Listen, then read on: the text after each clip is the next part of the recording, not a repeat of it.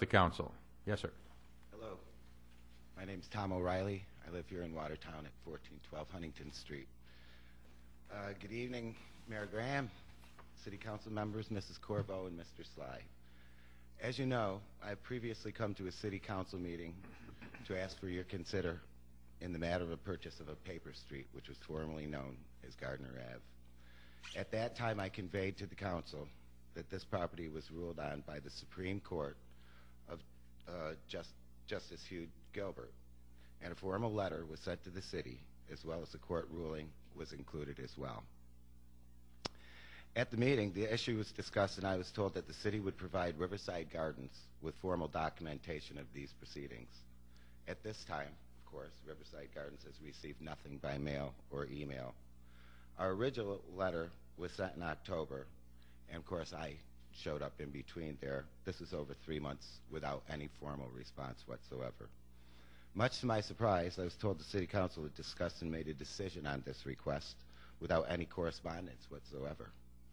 When I saw the rationale and discussion, I was confused. The main issue had been completely sidestepped or misinterpreted. Mayor Graham's comment that the city had already done many things to benefit our business personally seemed irrelevant and based on his own opinion. I, of course, have my own opinions, but they don't have anything to do with this issue. Peter Clough added the fact that we already knew what the judge was going to rule on this matter years before we could have possibly known. Peter, did you know at the time that you made passed the resolution, did you know this information, that in fact that this ruling that came out 3 years later had nothing to do with your comment? I don't think so. Did you ever pass the resolution? Or did you pass the resolution to sell us a piece of property that the city never owned, that you, of course, were aware of? This information was readily available at the county clerk's office and always been available to the city council. In the paper yesterday, it also stated that in cases like this, the city council will do its best to try to find out ownership of the said property. And it was available. Now, I am going to take responsibility at this point for trusting that the city knew what it was selling. But that's not illegal, okay? It's just simply my mistake, and I will think about it in the future. Now, Mrs. Burns, again, you commented that making a positive solution to this erroneous sale of Gardner Avenue could set a bad precedent in dealing with the public and small business development within the city and on the highly regarded Black River Corridor. Mrs. Burns, this does represent a bad precedent for small business in the next 4 years of dealing with this city council.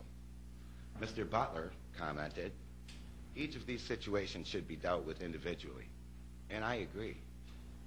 Therefore, I once again ask you to reconsider, based on the singular fact that the judge's ruling clearly states a good faith purchaser cannot purchase land from a purported owner that does not actually own the land.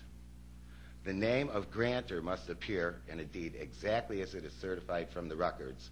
There can be no valid deed without the grantors to give. Let me repeat again so there will be no question.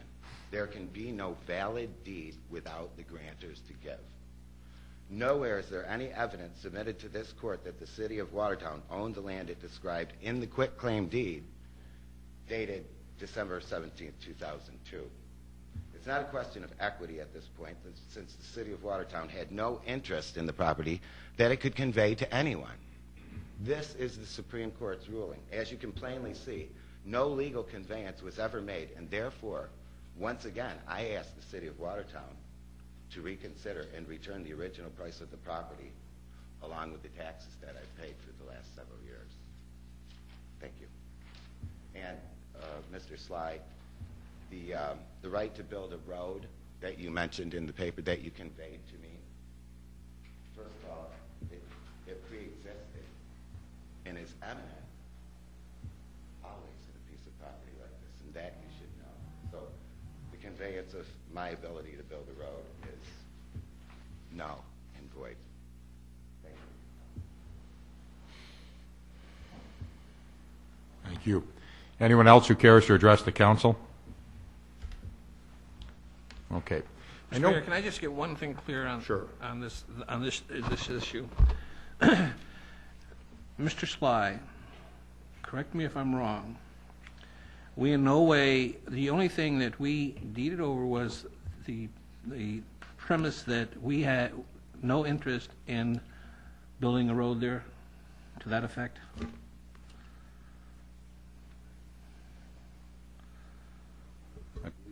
I believe what my memorandum says and what we talked about at the meeting, at the work session, was that by virtue of the fact, A, that it was a quitclaim deed itself, B, because the quitclaim deed also specifically recited the title, that there was no warranty as to title and that the property was being sold as is, was a clear indication on its face that the city was making no representation whatsoever that it owned it.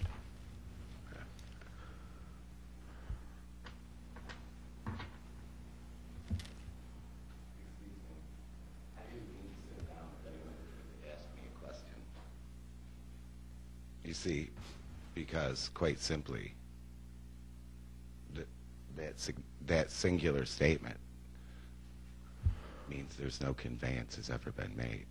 I do not want to be forced to own a piece of property and pay taxes on a piece of property that the Supreme Court has told me I couldn't possibly own because the city of Watertown could not possibly convey any deed. No grantor can convey, period. Mm-hmm. Just a clarification on that one more time, Mr. Sly, on your interpretation of that ruling, please.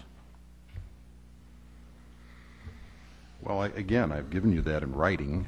I understand that. It's hard to take one phrase out of a court decision and say that that's the law of the state of New York. What the judge said was that there was no proof adduced as to city ownership. That's true. The city didn't put in any proof, and neither did Mr. O'Reilly. Didn't say there wasn't any, just said that no proof had been put in. That's all he said. A quitclaim is just that. It gives whatever interest you have. What I said last week was that the only interest it appeared that the city had was the right to build a road if it chose to. That's it. I wasn't here in 2002. Was that same matter discussed as to what the city was actually selling? No. Actually, I believe Mrs. Burns and Mr. Clough were there at the time, and the city had to pass the resolution originally to sell the piece of property. Therefore, shame on me. Or as our president would say, we have an old saying down in Texas, fool me once, I don't like it. Fool me twice, whatever, okay? I'll take the responsibility for buying the property from the city, but seriously, in my opinion, we have a working relationship that has been ongoing. And as far as who has done what for whom, it seems totally irrelevant, and whether it would set a bad precedent to return my money, I don't think that was the exact language that I left the last meeting with. It was more, we were trying to find out what a reasonable compensation might be. What did you pay for it again? $1,500 in the taxes. I believe it would be somewhere in the vicinity of a couple of $1,000s. Also, at that point, it's my understanding, and Mr. Sly may be able to back me up here, that if the city does not want to recognize this for some particular reason, the court's ruling, that I would sell the city this piece of property once they give me my money back for $1. Then you have the ability to convey this property as the owner. And I believe that would be a reasonable solution, but I won't sell the property that I'm supposed to own unless we can resolve this matter. Do you understand what I'm saying? Any question? Well, it's obviously an odd case, from what I can understand. I don't think anybody attempted to sell a pig in a poke to anybody. Perhaps it shouldn't have been, quote, sold or presented as being sold in a memorandum to council, because generally these things that we pass, as we will tonight later, to sell things are fairly clear-cut. We're actually selling something, and apparently that wasn't the case here.